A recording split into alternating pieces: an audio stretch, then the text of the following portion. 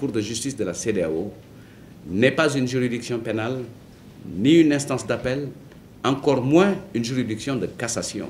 Au surplus, il n'existe aucun rapport hiérarchique entre elle et les juridictions des pays membres de la communauté, sinon des rapports de coopération. Alors vous comprendrez que les commentaires de la partie adverse sont tendancieux, dangereux et même préjudiciables à la réputation d'une juridiction qui a dit le droit dans cette affaire. Ainsi, si sur la violation du droit à la présomption d'innocence, la violation du droit à l'égalité des citoyens devant la loi et la justice, la violation du droit à un accès à un procès équitable, la violation du droit à faire appel à des témoins et celui de solliciter une expertise, la violation de ses droits politiques sur la procédure de la levée de l'immunité parlementaire, ça, ce sont les points que j'énumère et qui sont les points de la requête.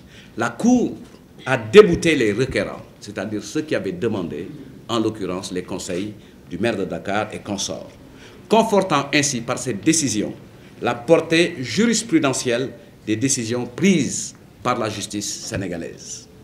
Ça, c'est la lecture qu'il faut en avoir du point de vue du droit.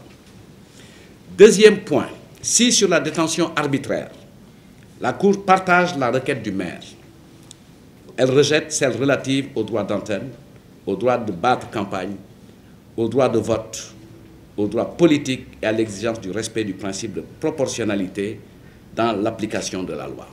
Ce sont des éléments extraits de la décision de la CEDEAO. C'est ça qui est écrit. Retenons de façon globale que sur la réparation sollicitée, je pense qu'elle était de l'ordre de 50 milliards, la Cour a ramené les prétentions des conseils du maire de Dakar à 35 millions de francs CFA à titre d'indemnisation après les avoir déboutés sur la demande de mise en liberté d'office et sur la cessation des poursuites. Je pense que le cœur de la requête, c'était ça.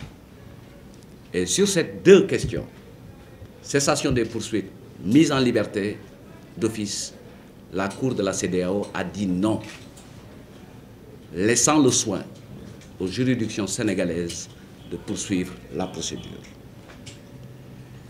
Donc, on peut en retenir que c'est un véritable camouflet infligé par la juridiction communautaire au conseil du maire de Dakar et consorts.